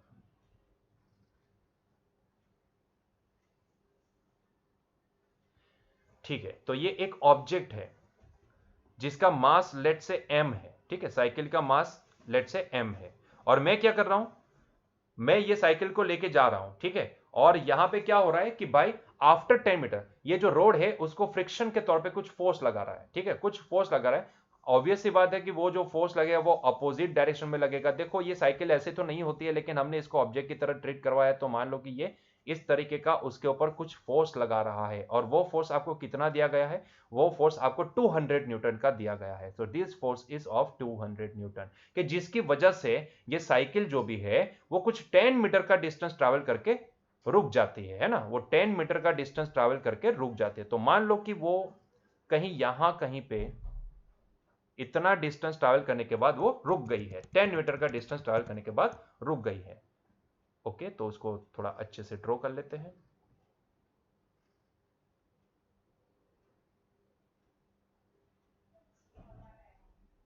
ठीक है, चलिए, तो यहां पे वो 10 मीटर का डिस्टेंस ट्रैवल करके वो रुक गई है, ये फोर्स की वजह से। ठीक है, तो आप इसको फ्रिक्शन की तरह ट्रीट करवा सकते हो। ठीक है, तो मान लो कि हम इसको फ्रिक्शन की तरह ट्रीट करवाते हैं, तो मान लो कि ये फ्रिक्शन वाला फोर्स है जो रोड ये ऑब्जेक्ट के ऊपर दे रहा है ना? और डिस्प्लेसमेंट कौन सी डायरेक्शन में हो रहा है भाई, फोर्स भले लग रहा है लेकिन वो साइकिल पहले मोशन में थी ना, तो उसका डिस्प्लेसमेंट तो अभी भी यही डायरेक्शन में हो रहा है। तो भाई यहां पे आपको निकालना क्या है कि work done by the road on the cycle, मतलब कि work done due to the, मान लो कि उसको हमने फ्रिक्शन बोल दिया, जो फोर्स लग रहा है रोड जो इसके ऊपर लगा रहा है वो फ्रिक्शन है, तो ये वर्क डन बाय फ्रिक्शन हमें निकालने को बोला गया है क्वेश्चन ए के अंदर। वर्क डन बाय फ्रिक्शन हमें निकालने को बोला गया है। तो भाई ये work done due to the friction कितना होगा, work done due to the friction होगा, फॉर्मूला लगाओ F into D into cos theta के बराबर, है ना, कॉस थीटा के बराबर। जरा सोचो यहाँ पे ये फ्रिक्शन तो हमें दिया गया है दैट इज 200 न्यूटन, डिस्प्लेसमेंट कितना कर रहा है तो भाई 10 मीटर का, लेकिन एंगल सोचो, एंगल कौन सा होगा, ये फ्रिक्शन वाला फोर्स अपोजिट डायरेक्शन में लगेगा और डिस्प्लेसमेंट हो रहा है उसके अपोजिट डायरेक्शन में, मतलब कि एंगल बना 180 डिग्री, और cos 180 क्या होता है, माइनस होता है। वैसे भी फ्रिक्शन वर्ड जब भी आता है तो आपके दिमाग में टिन टिन होना चाहिए कि भाई यहाँ पे जो भी वर्क आएगा वो नेगेटिव आएगा। तो आंसर क्या मिला, 2000 जूल। तो यहाँ पे वो रोड ने साइकिल के ऊपर कितना वर्क किया होगा, 2000 जूल का। माइनस साइन इंडिकेट करते कि उसने सारी एनर्जी निकाल ली, क्योंकि आइडियली अगर वो रोड स्मूथ होता तो उसकी काइनेटिक एनर्जी मेंटेन रहती, लेकिन ये फ्रिक्शन क्या कर रहा है, उसी में से स्ट्रो लेके एनर्जी को खींच लेता है। तो जितनी उसके पास एनर्जी थी वो सारी खींच ली उसने। कितनी खींची उसने, -2000 जूल, ठीक है, minus two two sorry two नहीं 2000 जूल, ठीक है, क्लियर हुआ। तो ये हो गया पहले क्वेश्चन का आंसर। दूसरे क्वेश्चन का आंसर देते हैं भाई। दूसरे क्वेश्चन में क्या पूछा है कि क्या यहां पे वर्क डज दी, पहले तो मैं जो क्वेश्चन दिया है उसकी वजह पे मैं आपको यह पूछता हूं कि क्या यहां पे साइकिल के द्वारा रोड के ऊपर कुछ वर्क होगा क्या, साइकिल के द्वारा रोड के ऊपर कुछ वर्क होगा क्या, मतलब कि work done bye bicycle, work done bye bicycle या फिर साइकिल, साइकिल लिखते हैं तो वर्क डन बाय साइकिल कितना होगा, तो work done by cycle is nothing but equal to force, cycle के द्वारा लगने वाला फोर्स, तो CYCL is cycle force due to the cycle into displacement of road into cos theta, ये formula है ना। तो जरा सोचो कि साइकिल भी फोर्स तो लगाएगी रोड के ऊपर, लेकिन क्या यहां पे रोड कहीं जा रहा है क्या, क्या रोड कहीं जाता है क्या, अरे भाई इंसान जाते हैं रोड के ऊपर, है ना, रोड कहीं नहीं जाता है ना। हम बोलते कि ये रास्ता वहां पे जाता है, लेकिन रास्ता नहीं जाता है, हमें जाना पड़ता है। ये रास्ता वहां तक पहुंचा देगा आपको डेफिनेटली, लेकिन चलना हमें पड़ता है, रोड कभी चलता नहीं है ना। सर एस्केलेटर वाला, अच्छा एस्केलेटर वाले रोड आते हैं क्या, नहीं नहीं बताओ बताओ, एस्केलेटर वाले रोड आते हैं क्या, नहीं नहीं बताओ ना, बताओ एस्केलेटर वाले रोड, मतलब इतनी प्रगति कर ली हमने कि एस्केलेटर वाले सारे रास्ते, एस्केलेटर वाले मतलब कि कहीं पे व्हीकल लेके जाने की जरूरत नहीं, खड़े हो जाओ एस्केलेटर से आप चले जाओगे जहां जाना है वहां पे, है ना। यहाँ अमरोली जाने का एस्केलेटर ये, वराछा जाने का ये, यहां से वेसु आने का ये, VR मॉल जाने का ये। हाँ सही है, कौन सी दुनिया में जी रहे हो सर चलो भाई साहब, तो रोड कहीं नहीं जाएगा, मतलब कि रोड के द्वारा फोर्स तो लग रहा है, मैं ना नहीं बोलूंगा, फोर्स तो लग रहा है, और हमें पता भी है कि फ्रिक्शन दो जगह पे लगता है। अगर नीचे वाली सरफेस ने ऑब्जेक्ट के ऊपर ये डायरेक्शन में फ्रिक्शन लगा तो ऑब्जेक्ट इसको नीचे की डायरेक्शन, मतलब कि सरफेस के ऊपर ये वाली डायरेक्शन में फ्रिक्शन लगाएगा, है ना। तो फोर्स तो लगेगा बाइसिकल की वजह से, लेकिन वो रोड कहीं नहीं जाएगा, इसलिए उसका डिस्प्लेसमेंट 0 है। तो एंगल को सोचने की जरूरत नहीं है, हम यहां पे सीधा work done by cycle on the road हम क्या लिख सकते हैं, 0 लिख सकते हैं। क्लियर हुआ, ये क्लियर है ये पॉइंट, ठीक है। चलिए आगे बढ़ते हैं नेक्स्ट क्वेश्चन की ओर। काइनेटिक एनर्जी, अच्छा देखो हमने वर्क तो डिफाइन कर लिया, अभी हम एक्चुअल में क्या करने वाले हैं, वर्क एंड एनर्जी का एक ब्यूटीफुल सा एक रिलेशन डिफाइन करने वाले हैं। तो इसके लिए हमें काइनेटिक एनर्जी स्टडी करना बहुत ही जरूरी है ना। तो भाई ये काइनेटिक एनर्जी क्या होती है, भाई बहुत ही सिंपल है। काइनेटिक एनर्जी क्या होती है, अगर मान लो कि आपको एक m मास का एक ऑब्जेक्ट दिया गया है, अगर वो ऑब्जेक्ट v वेलोसिटी से मोशन में है, तो उसकी काइनेटिक एनर्जी कुछ डिफाइंड होगी 12mv² से, ठीक है, ये पता है आपको, k इज इक्वल्स टू होता है 12mv², यस और no. So this is the formula to find out the kinetic energy, है ना। काइनेटिक एनर्जी क्या होती है, तो भाई अगर कोई m मास, अगर कोई ऑब्जेक्ट है जो m मास का है, अगर वो कुछ वेलोसिटी से आगे बढ़ रहा है, तो we can say that it is having some energy, वो मोशन में है, क्योंकि उसको मोशन में रखने वाली कोई एनर्जी उसके पास है, और वो एनर्जी को हम क्या नाम देते हैं, काइनेटिक एनर्जी, जिसको डिनोट किया जाता है कैपिटल के से। ये कैपिटल के का मतलब होता है काइनेटिक एनर्जी, ठीक है। तो दिस इज द फॉर्मूला। अभी इसमें ज्यादा कोई चर्चा करने की कोई जरूरत नहीं है, सिंपल सा पॉइंट है तो आप समझ सकते हो, ठीक है। तो this is the formula of kinetic energy. क्योंकि हमें पता है कि वर्क एंड एनर्जी दोनों डायमेंशनली सेम होते हैं, अगर मैं चाहूं तो मैं इसका भी डायमेंशन वर्क के बराबर बोल सकता हूं, एंड वो दोनों एक दूसरे के साथ रिलेट कर भी करते हैं, क्योंकि फिजिक्स में माना जाता है कि अगर कोई ऑब्जेक्ट इतना वर्क कर रहा है तो अल्टीमेटली उसके पास उतनी एनर्जी होनी चाहिए, या फिर अगर उसके पास उतनी ही एनर्जी है तो उसके द्वारा वो उतना ही वर्क कर पाएगा जितनी एनर्जी है ना। तो वो दोनों एक दूसरे के साथ रिलेटेड भी है। तो अगर मुझे इसका यूनिट लिखना है तो यूनिट वाइज भी दोनों सेम है। काइनेटिक एनर्जी का यूनिट क्या बनेगा, unit of kinetic energy, unit of kinetic energy is also joule, ठीक है। क्लियर हुआ? तो काइनेटिक एनर्जी आपको फॉर्मूला पता ही है, तो ज्यादा हमें यहां पे चर्चा करने की जरूरत नहीं है। तो चलिए उसके रिलेटेड एक एग्जांपल भी सॉल्व कर लेते हैं। एग्जांपल हमारा 6.4।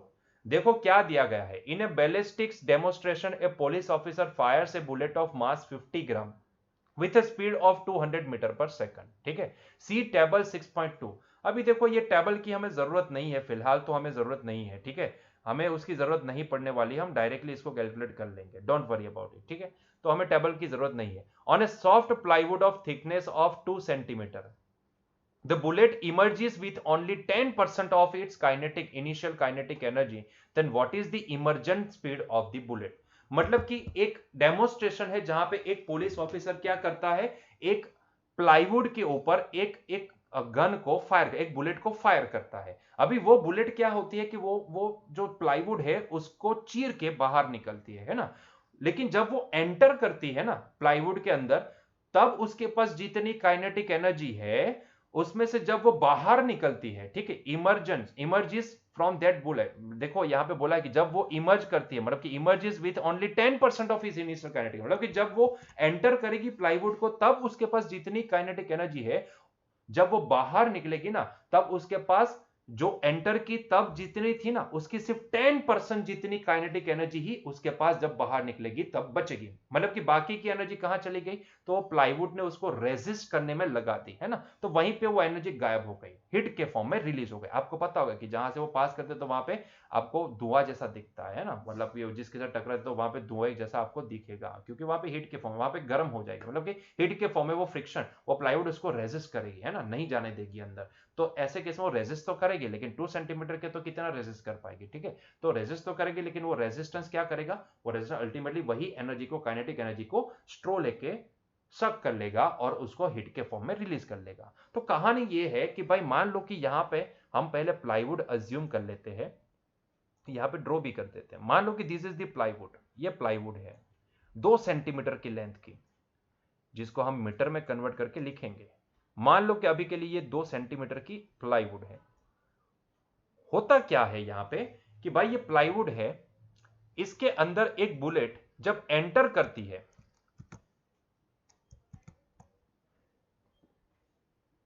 ठीक है, तो दिस इज द प्लाईवुड। जब ये बुलेट जब इसके अंदर एंटर करती है, ठीक है, तब इसके पास मान लो कि इसके पास काइनेटिक एनर्जी है के आई के बराबर। कितनी है, के आई के बराबर। और जब वो बाहर निकलती है यहां से, तब इसके पास काइनेटिक एनर्जी हो जाएगी लेट्स से के एफ के बराबर। और यहां पे आपको बोला गया this K F is nothing but equal to 10% of K I. मतलब कि जब वो बाहर निकलेगी तब इसके पास जो इनिशियल काइनेटिक एनर्जी है उसकी सिर्फ 10% बची है, बाकी सारी 90% ये प्लाईवुड ने हीट के फॉर्म में रिलीज कर दी, खा गई, मतलब कि हीट के फॉर्म में रिलीज कर दी, ठीक है। तो पहले ये पता कर लो कि भाई ये के आई कितनी होगी, पहले ये पता कर लो कि ये के आई कितनी होगी। तो भाई K I is nothing but equal to half M V I square, ठीक है, सीधा सा फॉर्मूला अप्लाई करेंगे, half M V I square. अच्छा, इसकी इनिशियल स्पीड कितनी थी, जब वो प्लाईवुड के साथ टकराती है तब उसके पास स्पीड कितनी है, तो यहां पे दिया गया है आपको 200 मीटर पर सेकंड। तो तब उसके पास स्पीड है 200 मीटर पर सेकंड, ठीक है, 200 मीटर पर सेकंड। तो सारी चीजें यहां पे प्लेस कर देते हैं, तो ये हो जाएगा 1/2 मास कितना है इसका? तो भाई मास आपको दिया गया है इसका कुछ 50 ग्राम, तो मुझे इसको केजी में कन्वर्ट करना पड़ेगा। तो ये 50 इंटू 10⁻³ इंटू ये 200 का स्क्वायर। ठीक है, चलो इसको अच्छे से लिखते हैं। तो ये हो जाएगा 2 का स्क्वायर होगा 4, तो ये 4 डिवाइड बाई 2 इंटू 50, मतलब कि इसको मैं लिखूंगा 5 इंटू 10⁻², एंड यहाँ पे 100 का स्क्वायर होगा तो ये 10⁴ हो जाएगा। ठीक है, ये 10⁴ हो जाएगा। मतलब कि आप यहाँ पे समझ सकते हो कि 2 2 जा तो 4 हो जाएगा, 5 2 जा 10 हो जाएगा, तो अल्टीमेटली ये होगा 10 इंटू ये 4 - 2 हो जाएंगे 10 का स्क्वायर। ठीक है, तो अल्टीमेटली ये हो जाएगा 1000 जूल। मतलब कि जब ये बुलेट एंटर करेगी प्लाईवुड को, तब उसके पास इनिशियली जब वो एंटर कर रही है तब उसके पास कितनी काइनेटिक एनर्जी है? 100 जूल है। और जब वो बाहर निकलती है तब उसके पास ये 100 जूल की सिर्फ 10% बचती है ना, बाकी 90% ये प्लाईवुड खा गई। ऐसा समझ लो कि उसने सक कर लिया और हीट के फॉर्म में रिलीज कर दी। ठीक है, तो ऐसे केस में जब वो बाहर निकली तब उसके पास कितनी काइनेटिक एनर्जी है? KF, और वो कितनी है? 10% ऑफ KI। कितनी है? 10% ऑफ KI। मतलब कि 10 डिवाइड बाई 10% का मतलब क्या? 10 डिवाइड बाई 100 मल्टीप्लाई बाई 1000। ठीक है, तो यहां से देखो 2 पॉइंट तो ऐसे ही छम्मा छम्मा हो जाएंगे। 10 इंटू 10 कितना हो गया? 100 जूल। और आप ये आसानी से समझ भी सकते हो कि ये कितनी बचेगी? 100 जूल होगी। 1000 का 10% कितना होता है? 100 होता है ना, सीधी सी बात है। तो 100 जूल बची। लेकिन क्या हमें ये निकालना था? नो, हमें क्या निकालना था? What is the emergent speed of the bullet, मतलब कि जब वो बाहर निकली तब वो कितनी स्पीड से बाहर निकली होगी। मतलब कि ultimately you are asked to find out the VF आपको निकालनी है। तो लगाओ वापस ये केएफ का फॉर्मूला। केएफ क्या होगी? हाफ एम वीएफ का स्क्वायर, है ना। और वो कितनी है? यहाँ पे 100 है। मतलब कि आप 2 को वहां पे ले जाओगे और m को वहां पे ले जाओगे तो ये VF² is equal to 2 into 100 हो जाएंगे, 200 डिवाइड बाई मास। ठीक है, क्लियर है। तो यहीं से हमारे पास वैल्यू क्या निकल के आती है? तो भाई ये VF is nothing but equal to under root में, इसको हम प्लेस करते हैं, वैल्यू सारी प्लेस करते हैं, तो ये हो जाएगा 200 डिवाइड बाई मास। कितना दिया गया हमें? मास दिया गया है इसका 50 ग्राम, मतलब कि हम इसको लिखेंगे 50 इंटू 10⁻³ ठीक है, एक पॉइंट कैंसल हो गया और 5 4 जा 20 होता है, तो ये हो जाएगा अंडर रूट में ये 4 इंटू 10⁻+3। ठीक है, 4 इंटू 10⁻+3। या फिर मैं इसको लिखना चाहूं तो मैं इसको लिख सकता हूं, it is nothing but 40 into 10 square. ठीक है, और 10 स्क्वायर का अगर आप अंडर रूट निकालोगे तो ये हो जाएगा 10, और ये 40 का अगर आप अंडर रूट निकालोगे तो 6 पॉइंट समथिंग आपके पास कुछ आंसर निकल के आएगा। ठीक है, चलो पता कर लेते कि एग्जैक्टली कितना आएगा। अंडर रूट 40 हमारे पास आएगा 6.32। ठीक है, तो ये आ जाएगा 6.32। तो 6.32 इंटू 10 मतलब कि ये हो जाएगी 63.2 मीटर पर सेकंड अप्रोक्सीमेटली। ठीक है, तो ये होगी उसकी इमर्जेंट स्पीड। ठीक है, तो आप समझ सकते हो यहां पे जो ऑब्जर्वेशन है ना वो ये है। ऑब्जर्वेशन क्या है ये, मतलब कि मैं समझाता हूं अभी। ऑब्जर्वेशन क्या है यहाँ पे? ऑब्जर्वेशन बहुत ही सिंपल है कि भाई कभी ये मत जज करना, ध्यान से सुनना, कभी ये मत जज करना कि भाई अगर काइनेटिक एनर्जी सिर्फ 10% बची, मतलब कि 90% गायब हो गई, 90% लॉस हो गई, तो इसका मतलब यह होता है कि वेलोसिटी भी 90% लॉस होगी और 10% ही वेलोसिटी बचेगी। क्योंकि अगर ऐसा होता तो 200% की 10%, सॉरी 200 मीटर पर सेकंड की 10% जितनी हमारे पास होनी चाहिए, लेकिन ऐसा नहीं हुआ। हमारे पास आप देखो यहां पे स्पीड कितनी रिड्यूस हुई है? 68% ही रिड्यूस हुई है, ना कि 90%, है ना। Speed is reduce by only 60%, 68%, sorry 68%, है ना। तो ये सिर्फ 68% जितनी ही स्पीड यहां पे रिड्यूस हुई है ना। तो ये कभी मत सोचना कि भाई अगर काइनेटिक एनर्जी जैसे ये बुलेट अंदर एंटर करती है तो 90% काइनेटिक एनर्जी ड्रॉप हो जाती है एंड सिर्फ 10% काइनेटिक एनर्जी बचती है, तो स्पीड भी 90% ड्रॉप होगी एंड 10% स्पीड ही बचेगी। नहीं, ये गलत होगा, ये गलत होगा। आपको पता करना पड़ेगा, है ना।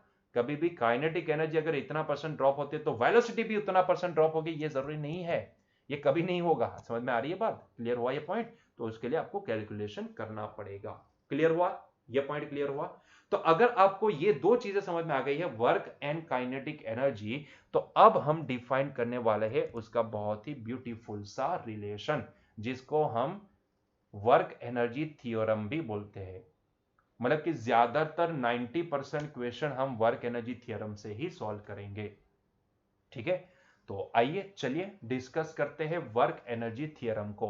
भाई ये वर्क एनर्जी थ्योरम है क्या? ठीक है, जो अल्टीमेटली एक रिलेशन प्रोवाइड करती है वर्क का एनर्जी के साथ। हमने बताया था ना कि डायमेंशनली देखने जाओ तो वर्क एंड एनर्जी दोनों सेम है, दोनों के यूनिट भी सेम है। तो तब हमने इतना तो हमने आइडेंटिफाई कर लिया था कि कहीं ना कहीं ये दोनों ना भाई साहब एक दूसरे के साथ कुछ तो रिलेशन में होंगे, है ना। अभी ये कौन सा रिलेशन है, चाचा का, मामा का, काका, जो भी है, जो भी रिलेशन है, आज आपको पता चल जाएगा कि वो रिलेशन है क्या, है ना। वो कौन सा रिलेशन है जो हम यहां पे अप्लाई कर सकते हैं। तो आइए विदाउट वेस्टिंग ए टाइम चलिए देखते हैं वर्क एनर्जी थ्योरम। ठीक है, चलो तो देखते हैं वर्क एनर्जी थ्योरम है क्या। मान लो उसको समझने के लिए देखो, इसका सेंटेंस जो भी है ना वो तो सिंपल सा है, आप यहां पे समझ सकते हो। आपकी एनसीईआरटी की किताब में भी उसको बोल्ड फॉन्ट में दिया गया है, और वो सेंटेंस ये है कि the change in kinetic energy of a speed of a particle is equal to the work done on it by the net force. क्या है ये work energy theorem? The change in kinetic energy of a particle is equal to the work done on it by the net force. ठीक है, क्या कुछ समझ में आया? नहीं आया ना? ठीक है, चलो बहुत ही बढ़िया। तो हम इसको जो समझ में आता है ना उस तरीके से इसको समझने की कोशिश करते हैं। तो भाई साहब मान लो कि एक ऑब्जेक्ट है जिसका मास m है। ठीक है, इसके ऊपर मैं क्या कर रहा हूं, एक कांस्टेंट फोर्स लगा रहा हूं, कैपिटल F। ये किसने लगाया? चाहो आप, चाहो मैं, या कोई एक्सटर्नल एजेंट, चाहे एजेंट भी नो, कोई भी आके इसके ऊपर फोर्स लगा रहा है ना। तो ये एक्चुअल में कौन सा फोर्स है? एक्सटर्नल एजेंट के द्वारा लगने वाला फोर्स है। वो कांस्टेंट है, ऐसा मान लो कि ये कंटिन्यूअसली कांस्टेंट फोर्स इसके ऊपर लगा रहा है। आप समझ सकते हो कि अगर इसके ऊपर फोर्स लग रहा है और ये बंदा मोशन में है और डायरेक्शन भी दिखा है क्योंकि उसके ऊपर एक्सीलरेशन ये फोर्स की डायरेक्शन में है, तो बंदा मोशन में आएगा और ये डिस्प्लेसमेंट करेगा। मान लो कि वो डिस्प्लेसमेंट डी कर रहा है। कितना डिस्प्लेसमेंट किया है उसने? डी जितना किया। ठीक है, जब उसके ऊपर फोर्स लगा, जब हमने लगाना स्टार्ट किया, चाहे आपने या मैंने, जो भी आपको इमेजिन करना उसको इमेजिन कर लो, जब उसने फोर्स लगाना स्टार्ट किया तब भाई साहब इसके पास इनिशियल वेलोसिटी कितनी थी? भाई साहब इसके पास इनिशियल वेलोसिटी, लेट्स से हम इसको बोलते हैं v0। तो उसको ये डायरेक्शन में दिखा देते हैं, दिखाने के लिए ये डायरेक्शन में दिखाएंगे। तो इसके पास कुछ इनिशियल वेलोसिटी 0 थी, मतलब कि वो रेस्ट कंडीशन से अपनी मोशन स्टार्ट कर रहा है ना। तो जब हमने इसके ऊपर फोर्स लगाना स्टार्ट किया तब वो भाई साहब रेस्ट कंडीशन में थे, मतलब कि उसकी इनिशियल स्पीड कितनी थी? 0 मीटर पर सेकंड थी, है ना। मान लो आफ्टर डी डिस्टेंस ट्रैवल करने के बाद उन भाई साहब की स्पीड हो चुकी है v के बराबर। कितनी हुई है? v के बराबर इंक्रीज होते होते, क्योंकि आप समझ सकते हो, आप यहां पे डायनेमिक्स को छोड़ के काइनेमेटिक्स को अगर लगाओगे तो आपको समझ में आएगा कि क्योंकि ये कांस्टेंट फोर्स ने क्या किया, इसको कांस्टेंट एक्सीलरेशन दिया, और कांस्टेंट एक्सीलरेशन की वजह से भाई ये पूरी मोशन क्या हो गई? कांस्टेंट एक्सीलरेशन वाली मोशन हो गई। मतलब कि जहां से फोर्स लगना स्टार्ट हुआ तब वो भाई साहब रेस्ट कंडीशन में थे, मतलब कि उसकी इनिशियल वेलोसिटी 0 थी, एंड आफ्टर डी डिस्प्लेसमेंट मान लो कि उसकी वेलोसिटी इंक्रीज होते होते v हो चुकी है। ठीक है, तो भाई साहब क्या मैं यहां पे ये बोल सकता हूं कि भाई यहां पे ये भाई साहब के द्वारा ट्रैवल हुआ distance d is nothing but equal to, सोच के बताना, travel distance d is nothing but equal to final velocity का स्क्वायर माइनस इनिशियल वेलोसिटी का square divide by twice a। क्या मैं ये बोल सकता हूं भाई अगर ये कांस्टेंट एक्सीलरेशन है तो हम यहां पे कांस्टेंट एक्सीलरेशन का फॉर्मूला लगा सकते हैं? सीधी सी बात है। तो फॉर्मूला नंबर 3 मैंने यहां पे लगा दिया। अच्छा, ये जो फॉर्मूला नंबर 3 है ना, इसको मैं थोड़ा अलग तरीके से लिखता हूं, जैसे आपने देखा था वहां पे उसी तरीके से लिखता हूं। तो मैं इसको लिखूंगा ट्वाइस एडी। ट्वाइस ए को मैं डिनोमिनेटर से न्यूमरेटर में लेके जा, मतलब कि लेफ्ट हैंड साइड पे लेके गया, तो twice AD is equal to क्या लिखेंगे हम? फाइनल वेलोसिटी का स्क्वायर माइनस इनिशियल वेलोसिटी का स्क्वायर। ठीक है, अच्छा एक काम करो, तो दोनों साइड पे क्या करो, मास से मल्टीप्लाई कर दो, दोनों साइड पे मास मल्टीप्लाई कर दो। मान लो कि ये ऑब्जेक्ट का मास m है, तो हम क्या कर रहे हैं, हम यहां पे दोनों साइड पे मास मल्टीप्लाई करते हैं। तो ये M A D is equals to ये हो जाएगा एम वी स्क्वायर, क्योंकि यहां पे दोनों को मास मल्टीप्लाई होगा तो ये हो जाएगा एम वी जीरो स्क्वायर। है कि नहीं? यस और नो? अच्छा अब एक काम करो, ये जो 2 है ना इसको राइट हैंड साइड पर लेके जाओ, तो ये हो जाएगा M A D that is equals to 1/2 times M V square minus M V zero square. ठीक है, अच्छा ये 1/2 दोनों को लगेगा ना, और यहां पे देखो ये जो एम ए है, एम ए तो भाई फोर्स हो चुका है ना, एम ए को हम क्या बोलेंगे, फोर्स, तो ये तो हो गया force into D, that is equals to, मैं इसको लिखूंगा half M V square minus half M V zero square, है ना, क्लियर है। ठीक है, अच्छा जिस डायरेक्शन में हमने ये फोर्स लगाया, क्या उसी डायरेक्शन में इसका डिस्प्लेसमेंट है, जी हाँ उसी डायरेक्शन में डिस्प्लेसमेंट है, मतलब कि यहां पे थीटा क्या होगा, जीरो, मतलब कि यहां पे अगर मुझे लिखना है तो मैं ये लिख सकता हूं कि F into D into cos zero, क्योंकि कॉस जीरो 1 हुआ होगा, तो ये फॉर्मूला कुछ होगा, ये half M V square minus half M V zero square. अरे भाई साहब जरा देखो तो ये F into D cos zero क्या है, ये तो वर्क डन है कि नहीं, और भाई ये हाफ एम वी स्क्वायर को हम क्या बोलेंगे, ये तो फाइनल काइनेटिक एनर्जी है, और यहां पे ये half M V zero square को हम क्या बोलेंगे, तो ये तो इनिशियल काइनेटिक एनर्जी है। मतलब कि मेरे पास एक बहुत ही बढ़िया रिलेशन आ गया कि वर्क डन एक्चुअल में किसके बराबर हुआ, डेल्टा के बराबर हुआ, and this is called the work energy theorem. ठीक है, work energy theorem.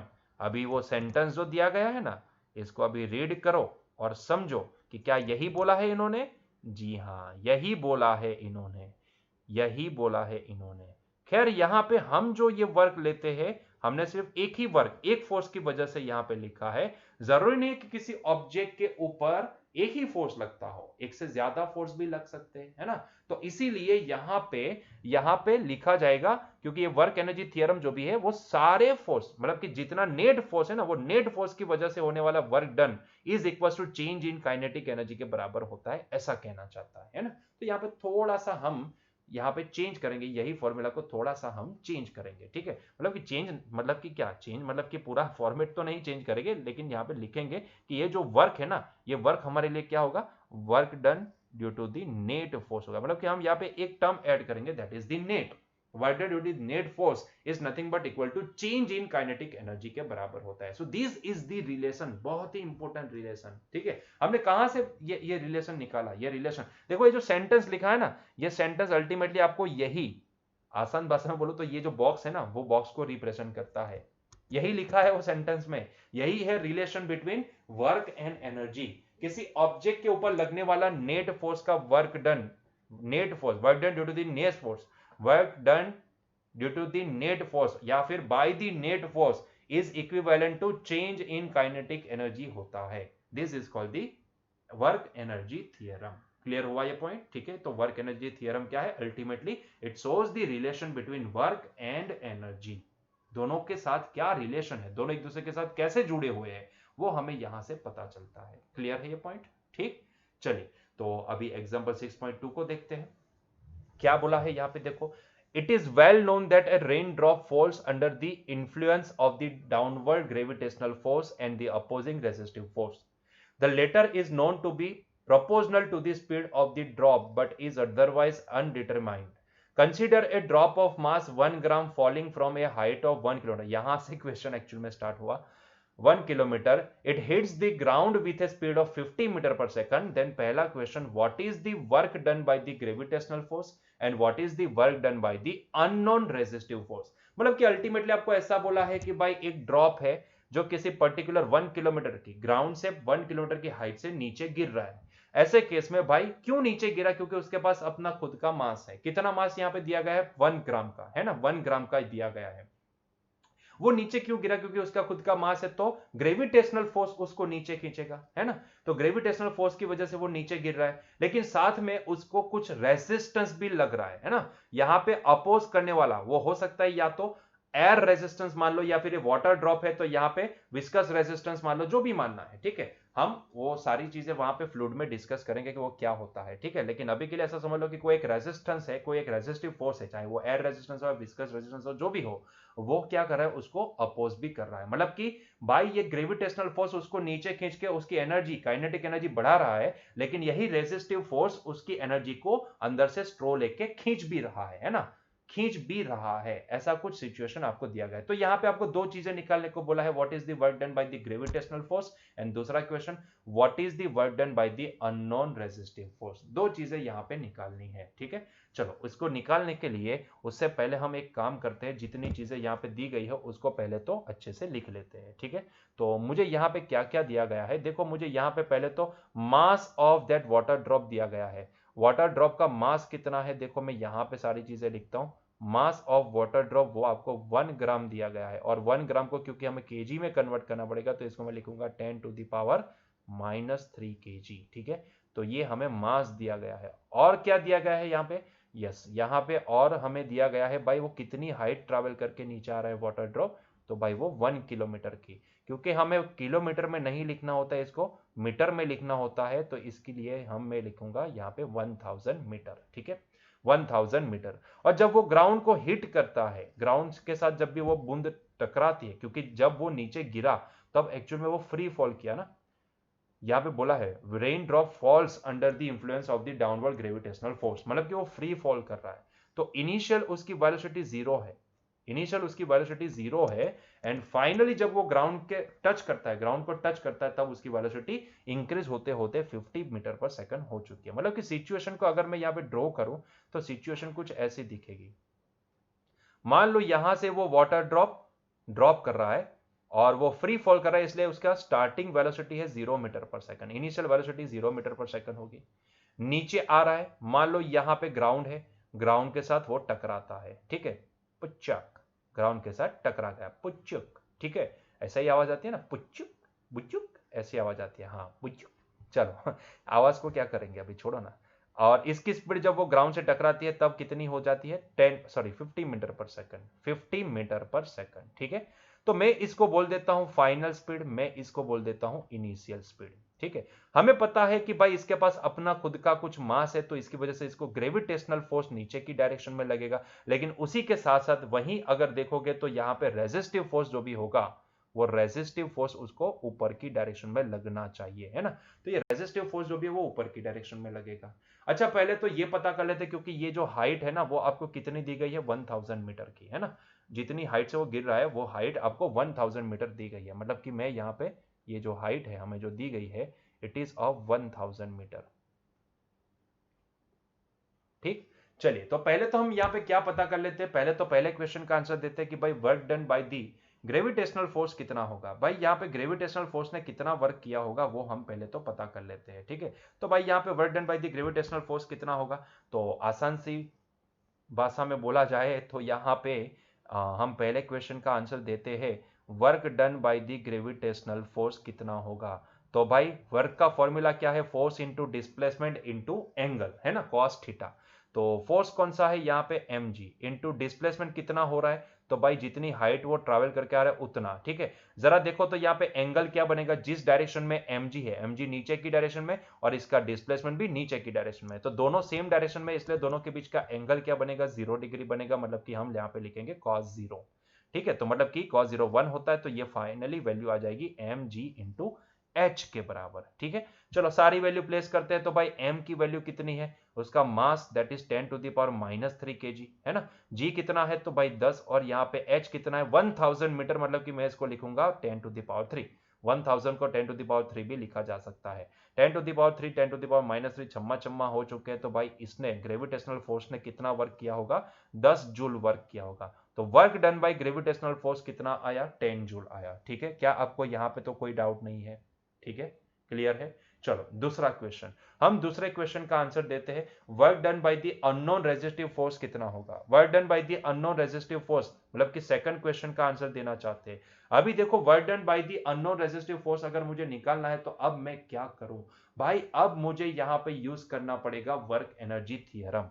Work energy theorem मुझे यहां पे अप्लाई करना पड़ेगा। वर्क एनर्जी थियरम हमें क्या बोलता है, work done due to the net force. यहां पे नेट फोर्स हम निकालने जाएंगे तो ध्यान से देखना यहां पे कि भाई यहां पे दो फोर्स एक्ट कर रहे हैं, एक नीचे की डायरेक्शन में है, एक ऊपर की डायरेक्शन में है। मतलब कि यहां पे जो नेट वर्क डन होगा, work done due to the net force नहीं बोलेंगे हम, इसको बोलेंगे work done by the net force, या फिर work done, net work done by the force, जितने लग रहे हैं उसके द्वारा होने वाला वर्क। ठीक है, तो हम यहां पे क्या लिखेंगे, यहां पे दो फोर्स एक्ट कर रहे हैं, तो यहां पे जो लेफ्ट हैंड साइड है ना, work done due to the net force, इसको हम क्या लिखेंगे, it is nothing but work done due to the mg plus work done due to the resistive force, है ना, work done due to the mg plus work done due to the resistive force. Clear हुआ ये point, क्यों मैंने ये लिखा work done due to the mg plus work done due to the resistive force? इसके पीछे की रीजन ये है कि भाई वर्क एनर्जी थ्योरम में जो लेफ्ट हैंड साइड का जो वर्क डन है ना, वो नेट फोर्स की वजह से, और यहाँ पे दो फोर्स एक्ट कर रहे हैं। अगर ये बूंद नीचे आएगा तो आप कहीं पे भी देख लो, बूंद के ऊपर एक तो mg लग रहा है और ऊपर की डायरेक्शन में रेजिस्टिव फोर्स जो आपको यहाँ पे